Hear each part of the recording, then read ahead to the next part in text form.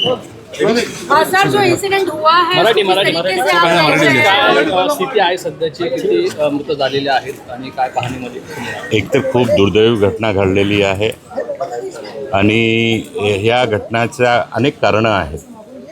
डोंगरी भागाच्या जवळ रहिवासी आहेत. त्या रहिवाशांशी बोलल्यानंतर लोकांनी सांगितलं की आतापर्यंत आम्हाला कुठली प्रकारची कधी नोटीससुद्धा दिलेली नाही आहे. वरती डोंगरावर झाड होता मोठा मोठा, ते झाडसुद्धा काढण्यात आला नाही आहे. पावसाच्या अगोदर जर झाड काढला असता तर कमीत कमी ही घटना घडली नसती. अशी अनेक प्रकारची तक्रार लोकांची स्थानिक रहिवाशांची आहे.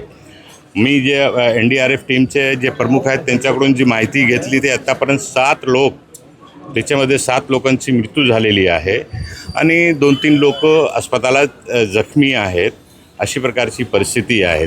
नागरिक सुविधाचा अभाव आहे आणि त्या डोंगरी भागामध्ये प्रोव्हिजन आहे की प्रत्येक जे स्लम आहेत मुंबईमध्ये, डोंगर आहेत, डोंगरच्या आजूबाजूमध्ये राहणारे जे लोक आहेत त्यांना सुरक्षा मिळावी म्हणून संरक्षण भीत बांधण्याचा प्रोव्हिजन आहे आणि म्हाडांनी इथे ह्या विभागामध्ये भीतच बांधलेली नाही आहे.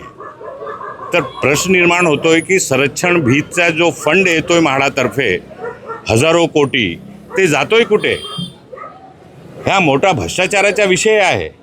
आम्हाला या विषयावर राजकारण करायचं नाही आहे, परंतु हजारो कोटी रुपये जे डोंगरी भागामध्ये संरक्षण भीत बांधण्यासाठी येतो आहे, म्हाडातर्फे या विभागामध्ये संरक्षण भीत का बांधण्यात आली नाही आहे?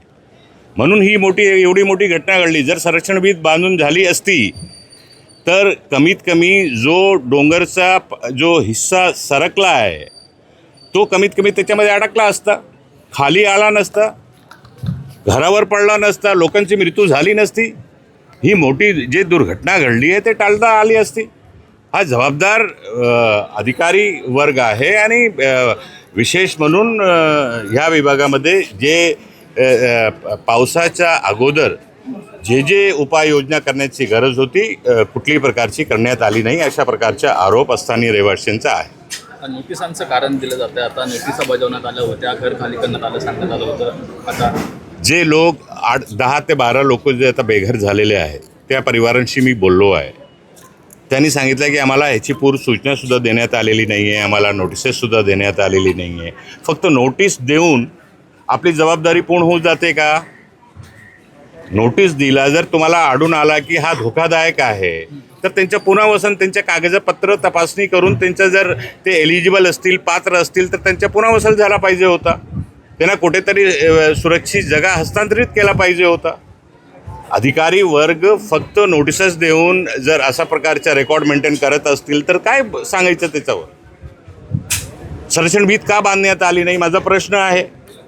जर धोकादायक परिस्थितीमध्ये लोक राहत आहेत डोंगरी भागाच्या खाली तर त्यांच्या पुनर्वसन का करण्यात आलेला नाही आहे? शासनाचा नियम आहे 2011पर्यंतच्या लोकांना संरक्षण देण्याचा.